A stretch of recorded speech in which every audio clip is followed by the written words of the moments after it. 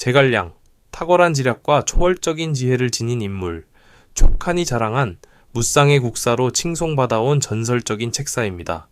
하지만 우리가 잘 알지 못했던 또 다른 진실이 있습니다. 그의 선택들이 오히려 나라를 몰락의 끝자락으로 몰아넣었다는 사실입니다. 역사는 말하지 않았습니다. 기록에서 조용히 지워진 판단들이 있었고, 옳다고 믿었던 결정이 돌이킬 수 없는 결과를 낳은 순간들도 있었습니다. 그리고 제갈량에 대해 우리가 다시 생각해 보아야 할 불편한 진실들이 존재합니다. 이번 영상에서는 처음으로 그동안 거의 언급되지 않았던 제갈량의 가장 치명적인 10가지 실수를 하나씩 파헤쳐 봅니다. 그는 과연 시대를 초월한 천재였을까요? 아니면 실현 불가능한 이상에 집착한 고집스러운 전략가였을까요? 지금부터 단 한순간도 눈을 떼지 마세요. 이 이야기는 제갈량이라는 전설을 바라보는 여러분의 시선을 완전히 바꿔놓을 것입니다. 그리고 색다른 역사 속 진실이 궁금하다면 지금 바로 구독을 눌러 앞으로의 깊이 있는 이야기들도 놓치지 마세요. 실수, 알제, 유선을 지나치게 통제한 선택, 제갈량의 운명을 가른 결정적 오류 제갈량을 떠올리면 대부분은 유비사후 촉한을 홀로 떠바친 충신이자 헌신적인 책사를 먼저 생각합니다. 그러나 그가 어린 황제 유선을 지나치게 통제한 것이 결과적으로는 한나라의 미래를 스스로 약화시킨 결정이었을지도 모릅니다. 제갈량의 철저한 관리와 간섭 속에서 황제는 점점 스스로 판단하지 못하는 존재로 변해갔고, 이는 훗날 촉한 몰락의 씨앗이 되었습니다. 유선은 유비의 아들로 아버지의 죽음 이후 아직 어린 나이에 즉위했습니다. 이러한 상황에서 승상 제갈량이 섭정으로서 정권 전반을 장악한 것은 당연한 선택처럼 보입니다. 정치와 군사 전반을 경험 없는 황제에게 맡기기엔 시대가 너무 가혹했기 때문입니다. 문제는 시간이 흐른 뒤에도 상황이 달라지지 않았다는 데 있습니다. 유선이 성인이 된 이후에도 제갈량은 권한을 내려놓지 않았습니다. 국정의 모든 결정은 그의 손을 거쳐야 했고, 황제에게는 스스로 판단하고 책임질 기회가 거의 주어지지 않았습니다. 정치뿐 아니라 군사, 인사, 외교까지 황제의 행동 하나하나가 감시와 통제 속에 놓여 있었습니다. 이는 보호라기보다 사실상 차단에 가까웠습니다. 그 결과 유선은 점차 통치 의지를 잃어갔습니다. 그는 명령을 내리는 군주가 아니라 지시를 기다리는 존재가 되었고, 스스로 배울 기회도 실수할 기회도 얻지 못했습니다. 지도자는 경험을 통해 성장해야 하지만 유선에게는 그 과정 자체가 허락되지 않았던 것입니다. 제갈량은 분명 충성스러운 인물이었지만 동시에 지나치게 보수적인 정치가이기도 했습니다. 그는 유선을 신뢰하지 않았고 유비의 유언인 중원통일의 대업을 오직 자신만이 완수할 수 있다고 믿었습니다. 그 결과 황제를 가르치고 길러내기보다는 모든 권력을 직접 움켜쥐는 길을 택했습니다. 역사 속에는 섭정이 제 역할을 다한 뒤 권력을 돌려준 사례도 적지 않습니다. 서주의 주공이나 송나라의 명신들처럼 말입니다. 그러나 제갈량은 달랐습니다. 그는 자신이 물러나는 순간 촉한이 무너질 것이라 여겼고, 이는 극단적인 충성심이자 동시에 정치적 유연성의 결여를 보여주는 대목입니다. 제갈량이 세상을 떠난 뒤 유선의 한계는 곧바로 드러났습니다. 더 이상 나라를 떠받칠 인물이 사라지자 그는 간신들에게 휘둘렸고 황제로서의 주도권을 지켜내지 못했습니다. 결국 촉하는 급속도로 쇠락의 길에 들어서게 됩니다. 유선의 무능함을 상징하는 일화로 가장 유명한 장면은 위나라의 사마소에게 억류된 뒤 연회에 초대되었을 때입니다.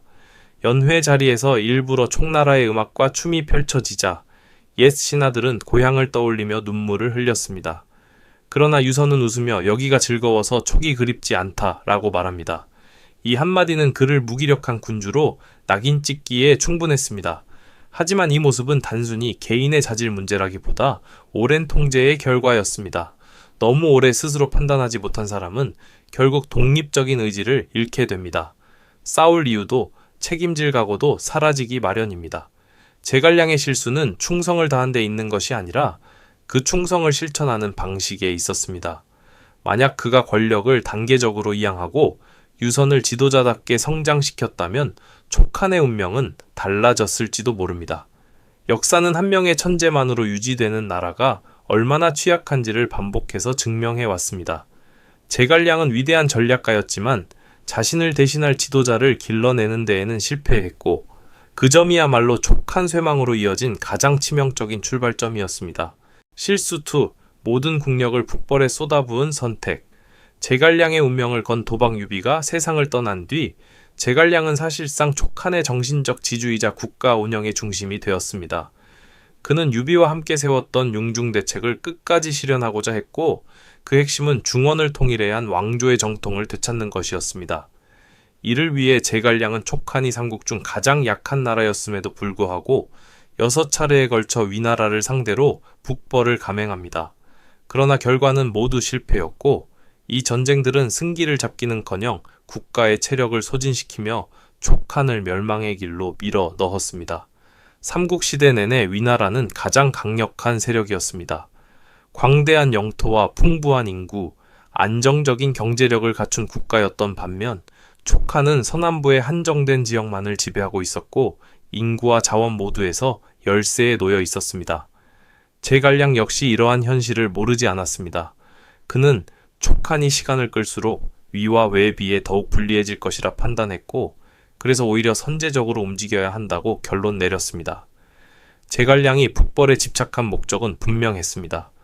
위나라의 전략적 요충지, 특히 관중 지역을 확보해 전세를 뒤집고 동호와의 미묘한 균형 속에서 양면 압박을 줄이며 무엇보다 유비의 유언이자 자신의 이상이었던 한실 부흥을 이루고자 했던 것입니다. 그는 북벌이 성공만 한다면 삼국의 판도는 충분히 뒤바뀔 수 있다고 믿었습니다. 그러나 이 판단에는 치명적인 오산이 숨어 있었습니다. 촉한의 역량을 지나치게 낙관했고 위나라의 저력을 과소평가했던 것입니다. 현실적으로 촉한은 장기전을 치를 조건을 갖추지 못한 나라였습니다. 가장 큰 문제는 국력의 기반 자체였습니다. 험준한 산악지형에 둘러싸인 촉은 경작지가 제한적이었고 농업 생산력은 위나라에 비해 현저히 떨어졌습니다. 병력과 무기를 유지하는데 필요한 보급은 늘 부족했으며 북벌이 시작될 때마다 촉에서 중원으로 이어지는 길고 위험한 보급로는 커다란 부담이 되었습니다. 군대가 싸우기 전에 이미 국력이 먼저 소모되고 있었던 셈입니다. 또 하나의 난관은 위나라의 전략이었습니다. 제갈량이 공세를 이어가는 동안 위나라는 성급하게 맞서 싸우지 않았습니다. 견고한 방어선을 구축한 채 시간을 끌며 촉의 보급이 끊기기를 기다렸고 기회가 왔을 때만 반격에 나섰습니다. 이로 인해 촉군은 기동력이나 기습이라는 장점을 살리지 못한 채 지리한 소모전에 끌려 들어갈 수밖에 없었습니다. 6차례의 북벌은 결국 6번의 후퇴로 끝났습니다. 제갈량은 단 한 번도 결정적인 우위를 확보하지 못했고 식량 부족과 내부 문제, 위나라의 방역 앞에서 매번 철수해야 했습니다. 특히 마지막 북벌에서 그는 오장원에서 과로와 병으로 쓰러지며 생을 마감했고 그와 함께 중원 통일의 꿈도 막을 내렸습니다. 끊이지 않은 전쟁은 촉한의 뿌리를 서서히 말려버렸습니다. 제갈량 사후 촉은 더 이상 위와 정면으로 맞설 만한 인적 물적 자원을 갖추지 못했고 국정은 급격히 흔들리기 시작했습니다. 인재는 소모되었고 경제는 피폐해졌으며 국가를 지탱할 여력은 거의 남지 않았습니다. 더 큰 문제는 그 뒤를 이은 강유였습니다. 그는 제갈량의 실패에서 교훈을 얻기보다는 오히려 북벌을 더욱 집요하게 반복했습니다. 이미 쇠약해진 국력을 외면한 채 출정을 거듭한 결과 촉한은 회복 불가능한 상태에 빠졌고 마침내 263년 위나라에 의해 멸망하고 맙니다. 한때 이상과 희망으로 가득 찼던 나라는 이렇게 역사 속으로 사라졌습니다. 어쩌면 제갈량이 외부 원정 대신 내정을 강화하고 위와의 미묘한 균형을 유지하는 데 집중했다면 촉한은 더 오래 존속할 수 있었을지도 모릅니다. 그러나 역사는 가정법을 허용하지 않습니다. 모든 국력을 북벌에 쏟아부은 이 선택은 결과적으로 촉한 멸망을 앞당긴 가장 치명적인 판단 중 하나로 남게 되었습니다. 실수 3. 인재를 찾고 길러내지 못한 선택. 촉한을 서서히 쇠약하게 만든 치명적 한계 제갈량은 뛰어난 전략가이자 통찰력 있는 정치가였지만 결정적인 약점도 안고 있었습니다. 바로 미래를 책임질 인재를 체계적으로 발굴하고 육성하지 못했다는 점입니다. 관우장비 황충조응과 같은 개국 공신들이 차례로 세상을 떠난 뒤 촉하는 군사와 정치 양면에서 심각한 인재 공백에 빠졌습니다. 그럼에도 제갈량은 새로운 인물을 적극적으로 키우기보다는 기존 인물에 의존하거나 능력보다 충성심을 우선하는 인사 방식을 고수했습니다. 그 결과 그가 사망한 뒤 촉한에는 그의 노선을 이어갈 만한 지도자가 남아있지 않았고 국가는 급격히 무너져 내리기 시작했습니다. 사실 촉한은 건국 초기부터 인재면에서 구조적인 불리함을 안고 있었습니다. 위나라는 넓은 영토와 많은 인구를 바탕으로 자연스럽게 인재가 모였고 오나라도 비교적 안정된 경제력과 유연한 등용 정책으로 사람을 끌어들일 수 있었습니다. 반면 촉한은 서남부의 제한된 지역만을 지배했고 험준한 지형과 열악한 교통 여건 탓에 외부 인재를 끌어들이는데 큰 제약이 있었습니다. 이런 상황에서 제갈량의 지나치게 엄격한 내부 통제는 개성이 강하거나 다른 의견을 가진 인물들이 능력을 펼칠 수 있는 여지를 더욱 좁혀버렸습니다. 초기 촉한에는 관우, 장비, 황충, 마초, 조은, 위원 등 쟁쟁한 장수들이 포진해 있었습니다.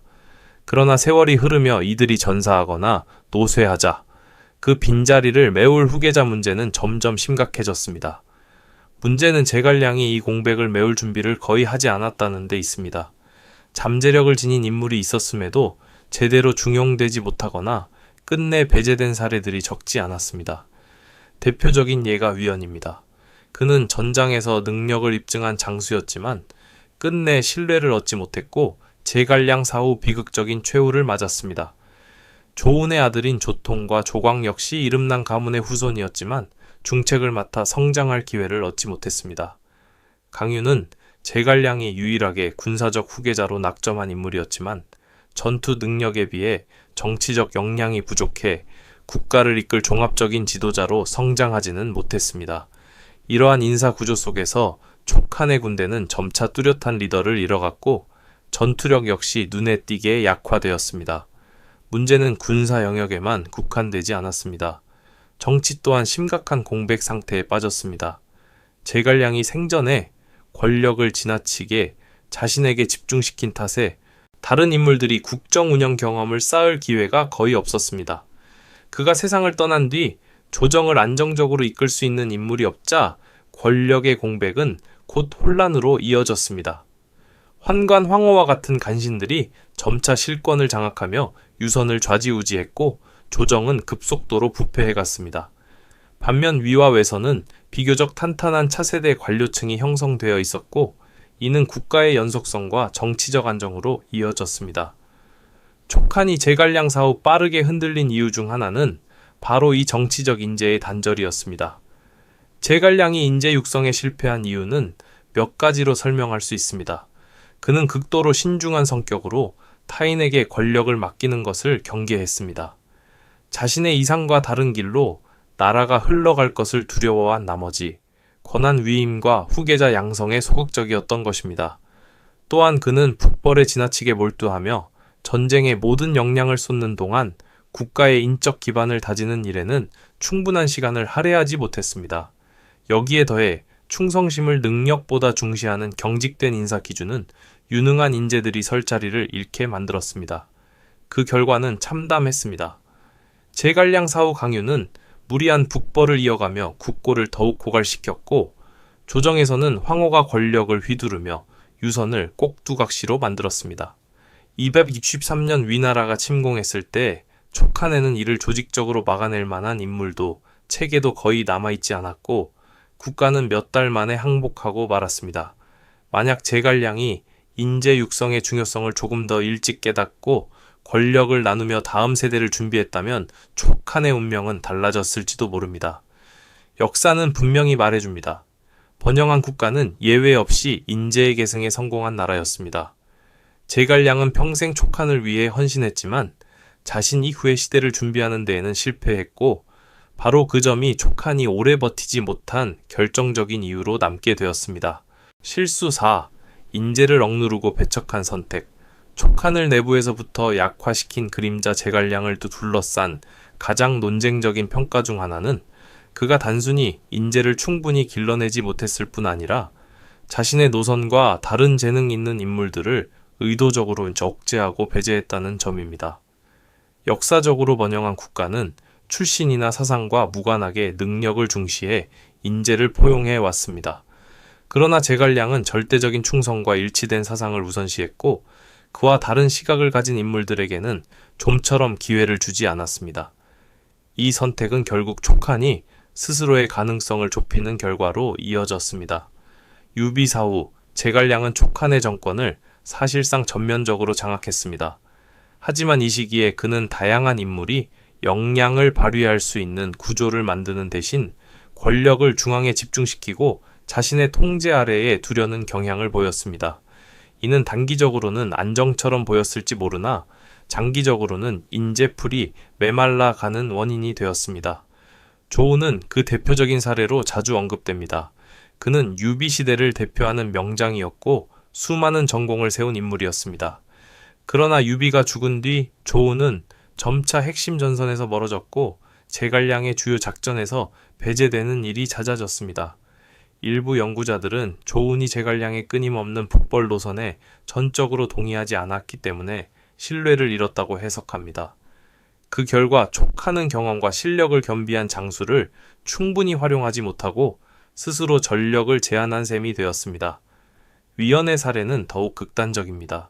그는 관우와 장비가 사라진 이후 촉한 군을 떠받친 핵심 장수였고 북벌 과정에서도 중요한 공을 세웠습니다.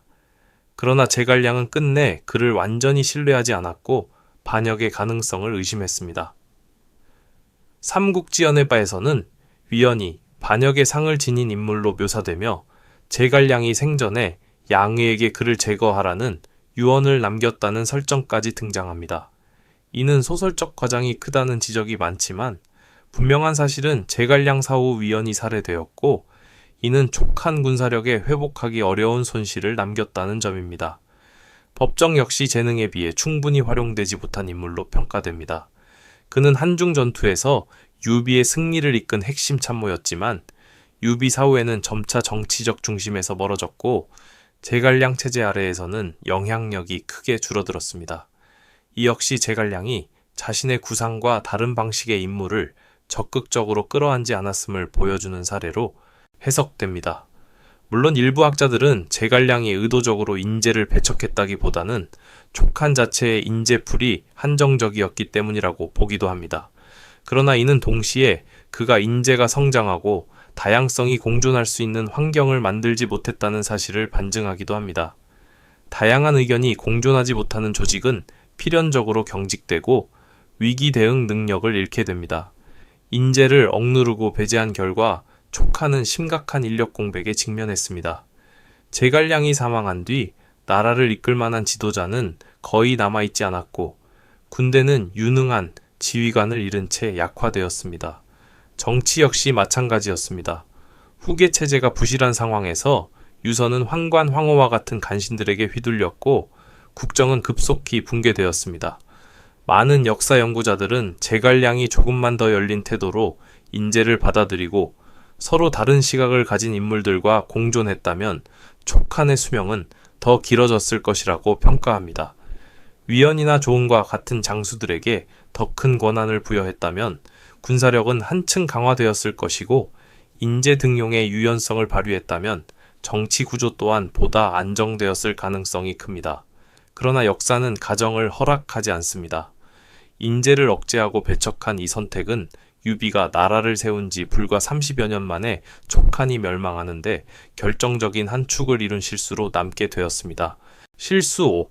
내부 갈등을 제대로 수습하지 못한 선택.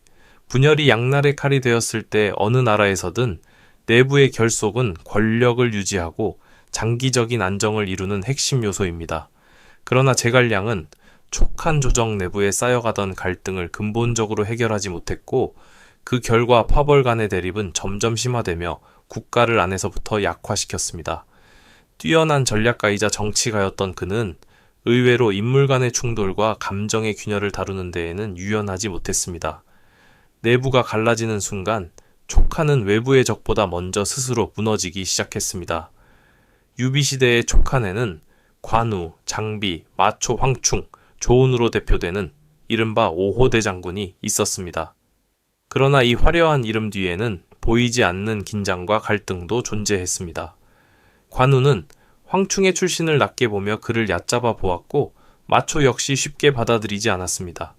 유비가 생존해 있을 때는 이러한 갈등을 조율하고 균형을 잡아줄 수 있었지만 그가 세상을 떠난 뒤 제갈량은 이를 과감하게 정리하지 못했습니다.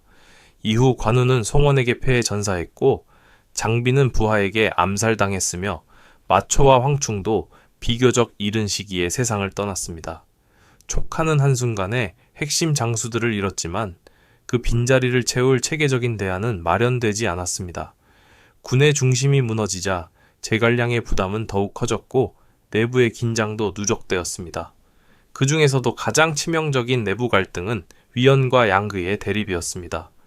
두 사람은 제갈량 생전부터 끊임없이 충돌했지만 그는 이 갈등을 근본적으로 해결하기보다는 미묘한 균형을 유지하는 데 그쳤습니다. 결국 제갈량이 사망하자 권한을 넘겨받은 양이는 곧바로 위연을 반역자로 몰아 제거했고 이는 촉한 군사력에 회복하기 어려운 타격을 남겼습니다. 위연의 죽음은 단순한 인물 하나의 상실이 아니라 군 내부의 신뢰와 사기를 크게 훼손한 사건이었습니다. 제갈량은 안정을 무엇보다 중시한 인물이었지만 바로 그 점이 약점으로 작용했습니다. 그는 갈등을 정면으로 해결하기보다는 달래고 미루는 방식을 택했고 누가 군을 이끌 적임자인지 명확히 정리하지 않은 채 권한을 분산시켰습니다. 이 과정에서 조정과 군 내부에는 자연스럽게 파벌이 형성되었고 갈등은 보이지 않는 곳에서 계속 쌓여갔습니다. 또한 그는 능력보다는 충성을 중시했습니다. 제갈량은 신하들이 나라와 조정에 충성하기만 하면 내부는 유지될 것이라 믿었지만 현실은 달랐습니다.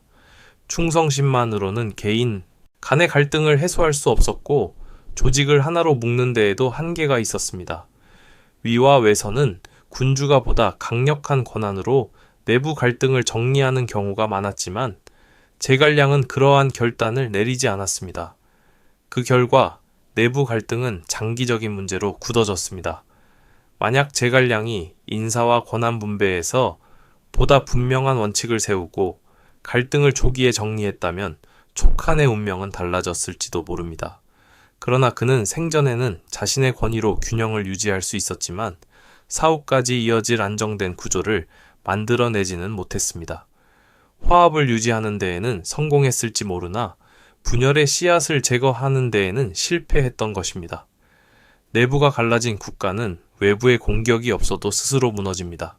제갈량 사후의 촉한이 바로 그러했습니다. 분열은 결국 양날의 칼이 되어 촉한의 생존 자체를 위협하는 결정적인 요인이 되고 말았습니다. 실책 6. 유비의 잘못을 막지 못했다.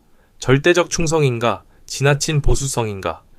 제갈량은 중국 역사에서 절대적인 충성의 상징으로 평가받는 인물이다. 그는 한 왕실의 부흥이라는 이상을 위해 평생을 바쳤고 촉한을 위해 자신의 이익을 한 번도 앞세우지 않았다. 그러나 바로 그 충성이 결정적인 순간에는 치명적인 약점이 되고 말았다. 유비의 명백한 오판 앞에서도 그는 끝내 단호하게 반대하지 못했기 때문이다. 유비의 선택 중에서도 특히 두 가지 결정은 촉한을 돌이킬 수 없는 약세로 몰아넣었다. 첫째는 형주를 관우에게 전적으로 맡긴 일이었고 둘째는 관우의 죽음에 분노해 동고를 공격한 이릉대전이었다. 만약 제갈량이 더 강하게 전략을 수정하거나 아예 이를 저지했더라면 촉한의 몰락은 훨씬 늦춰졌을지도 모른다. 형주의 상실, 최초이자 치명적인 실수 형주는 삼국시대 최고의 전략 요충지였다. 촉, 오, 위를 연결하는 관문이자 세력 균형의 핵심 지역이었다. 유비가 형주를 차지했을 때 이는 촉한이 주도권을 잡을 수 있는 결정적인 발판이었다. 하지만 유비는 이 중요한 지역을 관우에게 정원으로 맡겼다. 관우는 뛰어난 무장이었지만 지나치게 오만했고 외교 감각이 부족했다. 특히 동호와의 관계를 고려하지 않은 강경한 태도는 송원의 불만을 키웠고 결국 동호는 기습적으로 형주를 공격한다. 그 결과 관우는 패배에 사로잡혀 처형되었고 촉한은 가장 중요한 전략 거점을 한순간에 잃고 말았다. 여기서 자연스럽게 의문이 생긴다. 왜 제갈량은 이 결정을 막지 않았을까? 유비와의 갈등을 피하고 싶었기 때문일까? 아니면 관우를 지나치게 신뢰했기 때문일까? 이유가 무엇이든 침묵은 결국 촉한을 더 깊은 수렁으로 밀어 넣었다. 이릉대전 두 번째 실수와 재앙적인 결과 관우가 죽자 유비는 이성을 잃었다. 그는 전략이 아니라 감정으로 동호정보를 결정했다. 그러나 당시 촉한은 동호와 전면전을 벌일 여력이 없었고 진정한 위협은 오히려 조이였다.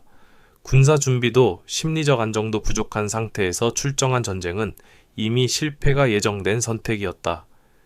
222년의 이릉대전은 촉한 역사상 최악의 참패로 기록된다. 유비는 육손에게 완패했고 수만의 병력을 잃었다. 군은 붕괴되었고 유비는 백제성으로 퇴각한 뒤 병사한다. 그는 쇠약해진 나라와 불안정한 후계를 남긴 채 역사 속으로 사라졌다. 다시 한번 같은 질문이 남는다. 왜 제갈량은 유비를 막지 않았는가? 격앙된 군주의 뜻을 거스를 수 없었기 때문일까? 아니면 이것이 마지막 기회라고 판단했기 때문일까? 어떤 이유든 결과는 촉한에게 치명적이었다. 절대적인 충성이 약점이 되다 제갈량은 유비를 한 왕실을 부흥시킬 유일한 군주로 믿었다. 그 믿음은 그의 판단을 제한했고 결국 잘못된 선택에도 끝까지 동행하게 만들었다. 그는 알고 있었을지도 모른다. 이 전쟁이 위험하다는 것을, 이 선택이 무리라는 것을. 그러나 그는 끝내 한 걸음 물러서서 제동을 걸지 못했다. 유비의 조기 사망은 촉한에 회복 불가능한 상처를 남겼다. 군사력은 붕괴되었고 이후의 북벌은 처음부터 한계를 안고 출발할 수밖에 없었다. 유선은 국가를 이끌기에는 지나치게 무능했고 촉하는 방향을 잃은 채 빠르게 쇠퇴의 길로 들어섰다. 만약 제갈량이 유비를 설득해 복수전을 포기하게 했다면 촉하는 재정비의 시간을 벌 수 있었을지도 모른다. 하지만 그 선택은 이루어지지 않았고 그 결과 촉한의 몰락은 피할 수 없는 흐름이 되고 말았다. 실책 7. 후계자를 잘못 선택했다. 촉한의 몰락을 앞당긴 결정 위대한 지도자는 현재를 통치하는 데 그치지 않는다. 그는 다음 세대까지 내다보며 나라를 이어갈 임무를 준비해야 한다. 그러나 제갈량은 이 결정적인 순간에서 치명적인 실수를 저질렀다. 그가 선택한 후계자는 강규였다. 강유는 뛰어난 무장이었고 촉한에 대한 충성심 또한 의심의 여지가 없었다. 하지만 국가를 운영할 정치적 감각과 행정 능력은 갖추지 못한 인물이었다. 제갈량의 이 선택은 결과적으로 촉한의 멸망을 더욱 앞당기는 요인이 된다. 제갈량이 강유를 중용한 이유는 분명했다. 강유는 본래 위나라 장수였지만 서북 전선에서 항복한 뒤 빠르게 능력을 인정받았고 제갈량의 지휘 아래에서 여러 차례 군사적 재능을 입증했다. 전장에서의 판단력과 실행력만 놓고 본다면 그는 확실히 제목이었다. 그러나 문제는 전쟁이 끝난 이후였다. 강유는 조정을 다스릴 정치가가 아니었고 관료 집단을 조율할 인망도 국가 전체의 방향을 설계할 시야도 부족했다. 특히 제갈량 사후의 촉한에는 군사적 확장보다 내부 안정이 훨씬 더 절실한 시기였지만 강유는 상황을 바꿀 줄 모르는 인물이었다. 제갈량이 세상을 떠난 뒤 강유는 스승의 유산처럼 북벌 정책을 그대로 이어간다. 그러나 이는 현실을 외면한 선택이었다. 촉한은 더 이상 대규모 전쟁을 감당할 인력도 물자도 갖추지 못한 상태였다. 잇따른 원정은 군대를 소모시켰고 결정적인 성과 없이 병력만 줄어들었다. 국가 재정은 전쟁에 모두 투입되었고 생산과 상업은 사실상 방치되다시피 했다. 그 결과 촉한의 경제는 빠르게 붕괴의 길로 접어든다. 정치적 혼란 또한 심각했다. 강유는 제갈량처럼 조정을 장악하지 못했고 그 틈을 타 황관 황후와 같은 인물들이 권력을 휘두르기 시작한다. 국정은 마비되었고 내부 붕괴는 가속화되었다. 여기서 한 가지 질문이 떠오른다. 만약 제갈량이 강유가 아닌 다른 인물을 선택했다면 촉한은 조금 더 오래 버틸 수 있었을까? 당시 촉한 내부에는 잔관이나 비의처럼 정치 운영에 능한 인물들이 존재했다. 이들은 군사적 모험보다 내정 안정과 제도 정비에 강점을 지닌 인물들이었다. 만약 이들 중 한 명이 후계를 맡았다면 촉한은 무리한 전쟁을 멈추고 국력을 회복할 시간을 벌 수 있었을지도 모른다. 또 다른 선택지도 있었다. 모든 권력을 한 사람에게 맡기기보다 집단 지도 체제를 구축하는 방식이었다. 이는 잘못된 인선으로 인한 위험을 최소화할 수 있는 현실적인 대안이었다. 결국 제갈량의 후계 선택은 단순한 인사 실수가 아니었다. 그것은 한 국가의 운명을 좌우한 결정이었다. 쇠퇴기에 접어든 나라에 필요한 것은 전장을 누비는 장수가 아니라 국가를 재정비할 지도자였다. 제갈량은 위대한 군사였지만 후계자를 고르는 데서는 실패했다. 강유는 용맹한 전사였을 뿐 국가를 이끌 지도자의 그릇은 아니었다. 그 결과 293년 위나라의 침공 앞에서 촉하는 제대로 된 저항조차 하지 못한 채 무너진다. 만약 제갈량이 더 현실적인 선택을 했다면 역사는 전혀 다른 방향으로 흘러갔을지도 모른다. 촉한의 멸망은 단순한 군사적 패배가 아니었다. 그 이면에는 잘못된 후계 선택이라는 돌이킬 수 없는 판단 오류가 자리하고 있었다. 실책 8. 후사를 제대로 정리하지 못했다. 촉한 내부를 혼란에 빠뜨린 결정 위대한 지도자는 생전에 나라를 다스리는 능력뿐 아니라 자신이 사라진 이후에도 국가가 흔들리지 않도록 대비할 책임이 있다. 그러나 제갈량은 이 가장 중요한 과제를 완수하지 못했다. 그는 분명 촉한의 모든 권력을 장악했던 인물이었지만 정작 사후의 권력 구조에 대해서는 충분히 준비하지 못했다. 그 결과 제갈량이 세상을 떠나자마자 촉한의 조정은 빠르게 권력 다툼에 빠져들었고 오랜 시간 유지되던 내부 결속은 순식간에 무너졌다.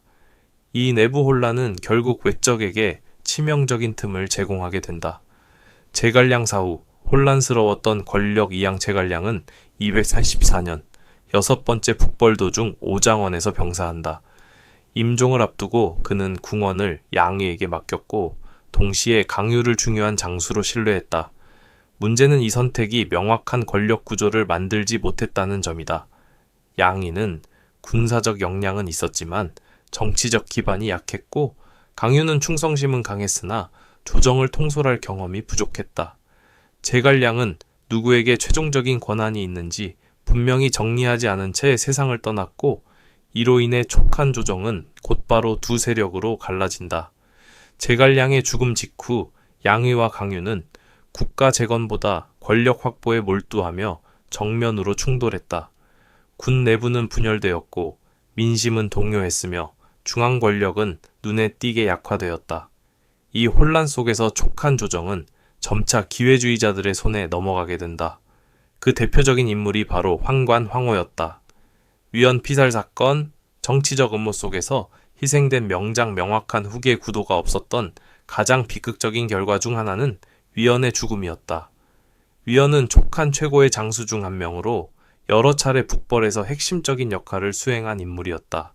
그러나 그는 독자적인 성향이 강했고 제갈량의 노선에 무조건적으로 순응하는 타입은 아니었다.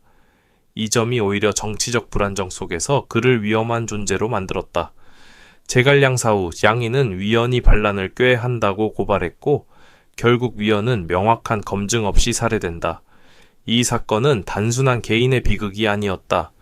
촉한은 한 명의 명장을 잃었을 뿐 아니라 군 내부에 깊은 불신과 분열을 남겼다. 병사들은 더 이상 지도부를 신뢰하지 않았고 군의 사기는 눈에 띄게 추락했다.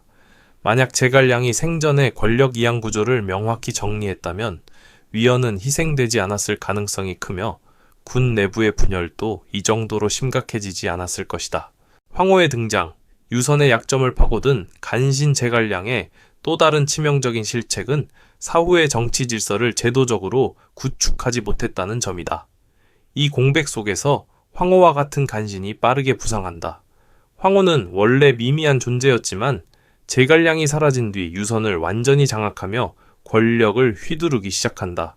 그는 국가가 아닌 자신의 이익을 위해 권력을 사용했고 유선은 점점 허수아비 군주로 전락했다. 조정은 부패했고 정책은 마비되었으며 국가는 더 이상 위기에 대응할 능력을 갖추지 못했다. 만약 제갈량이 생전에 환관 세력을 견제할 제도적 장치를 마련했다면 황호가 이처럼 권력을 휘두르는 일은 없었을 것이다. 후사를 정리하지 못한 데까 제갈량의 사후, 촉하는 급속도로 붕괴의 길로 접어든다. 조정은 분열되었고 군은 단결력을 잃었으며 국가를 하나로 묶을 절대적인 지도자는 더 이상 존재하지 않았다. 그 틈을 타 간신들이 조정을 장악했고 강유는 현실을 고려하지 않은 전쟁을 계속하며 국력을 소모시켰다. 263년 위나라의 침공 앞에서 촉하는 사실상 저항할 힘조차 남아있지 않았다. 유선은 빠르게 항복할 수밖에 없었고 이것은 우연이 아니라 필연이었다. 제갈량이 조금만 더 체계적인 후계 전략을 세웠다면 촉하는 최소한 이처럼 허무하게 무너지지는 않았을지도 모른다. 그러나 그는 살아있는 동안 모든 것을 통제했을 뿐 자신이 사라진 이후의 세상까지는 준비하지 못했다. 그리고 그 공백은 한 나라의 몰락으로 이어졌다. 실책 9. 강동에 대한 반복된 양보, 형주를 잃고 부흥의 기회마저 놓치다. 제갈량의 가장 치명적인 전략적 판단 중 하나는 돈고, 강동에 지나치게 온건하고 양보적인 외교 노선을 유지했다는 점이다.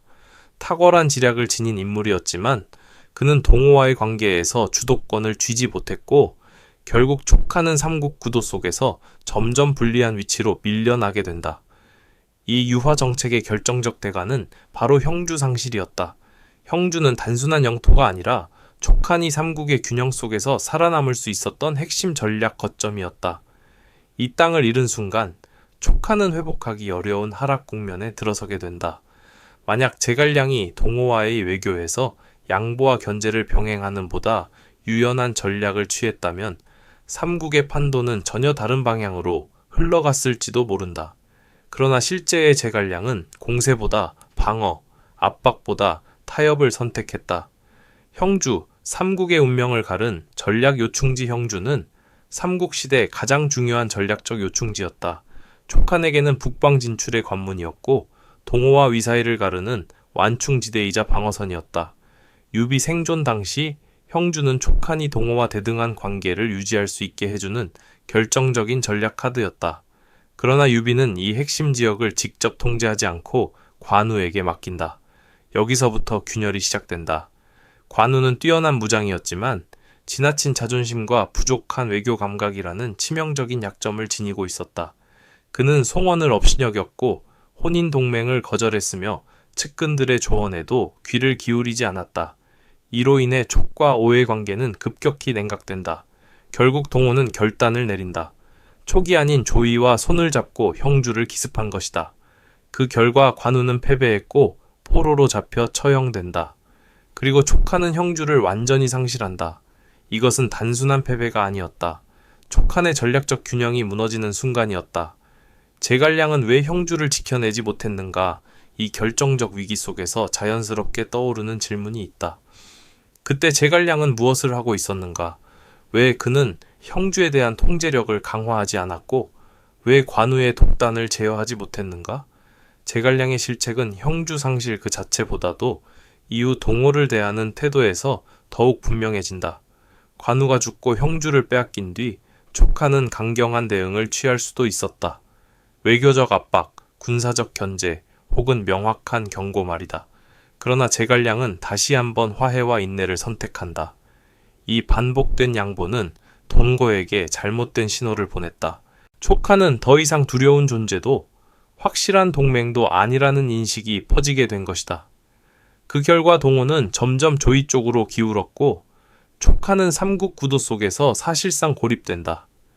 형주 상실이 가져온 치명적 후폭풍 형주를 잃은 뒤 촉하는 구조적으로 불리한 위치에 놓인다. 첫째, 영토 확장의 가능성을 상실했다. 형주가 있었다면 북방 공세의 교두보가 될 수 있었지만 형주를 잃은 촉은 익죽입숙이 고립된다. 둘째, 경제 군사 자원의 상실이다. 형주는 인구와 물자가 풍부한 지역이었다.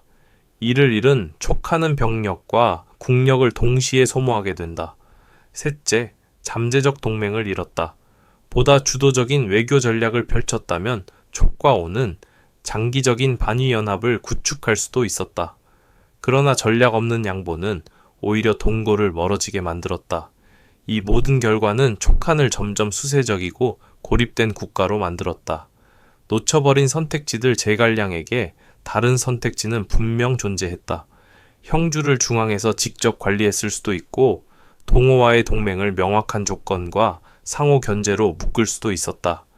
혹은 형주 상실 이후 강경한 외교적 메시지를 통해 동고의 일방적 우위를 견제할 수도 있었다. 이런 선택들이 촉한의 승리를 보장하지는 않았겠지만 최소한 삼국의 균형을 더 오래 유지할 수는 있었을 것이다. 그러나 역사 속 제갈량은 결단보다는 타협을, 압박보다는 양보를 선택했다. 그리고 그 대가는 너무도 컸다. 형주 상실은 단순한 영토 손실이 아니었다. 그것은 촉한이 다시는 회복하지 못한 전략적 기회의 상실이었다. 실책 10. 인재를 잘못 쓴 선택. 능력보다 충성심을 앞세운 대가 제갈량은 집권 기간 내내 자신에게 절대적으로 충성하는 인물을 중용하는 경향이 강했습니다.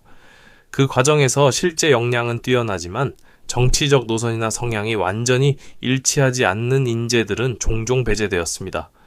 이러한 인사 기조는 촉한으로 하여금 결정적인 승리의 기회를 놓치게 했고 권력 구조 곳곳에 공백을 남겨 제갈량 사후 국가의 급속한 약화를 불러오는 원인이 되었습니다. 그 중에서도 가장 대표적인 인사 실패는 마속을 지나치게 신뢰한 선택입니다. 마속은 언변과 이론에는 능했지만 실전 지휘 경험은 거의 없던 책략가였습니다. 그럼에도 제갈량은 위연이나 장익처럼 실전 경험이 풍부한 장수들이 있음에도 불구하고 북벌 1차전의 핵심 요충지인 가정방어를 마속에게 맡겼습니다.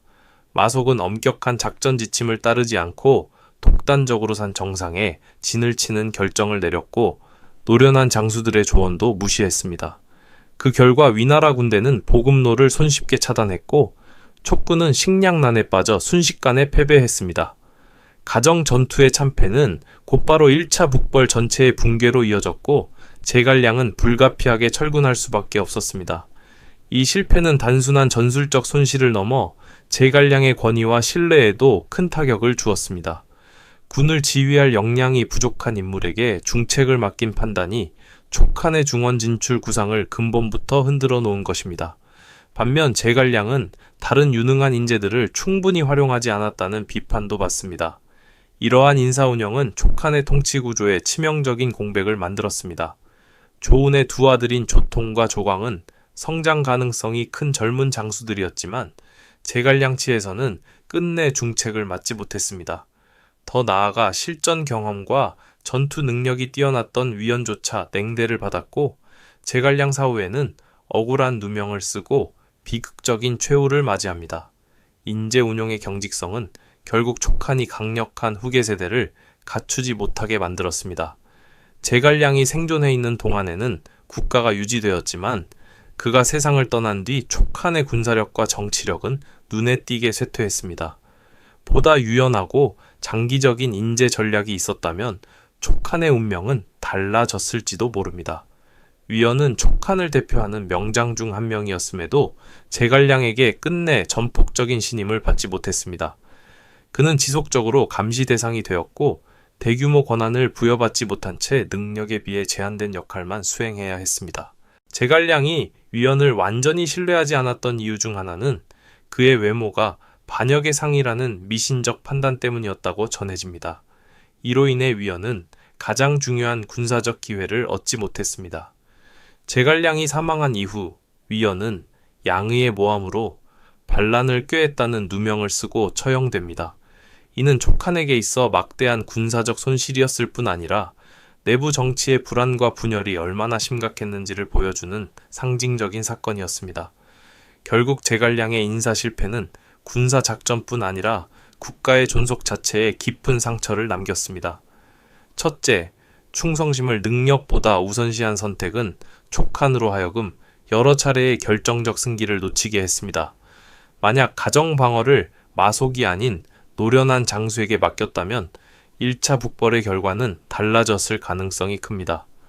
둘째, 진정한 인재를 충분히 중용하지 못한 탓에 촉한은 강력한 차세대 지도층을 형성하지 못했고 제갈량 사후 국력은 급격히 약화되었습니다.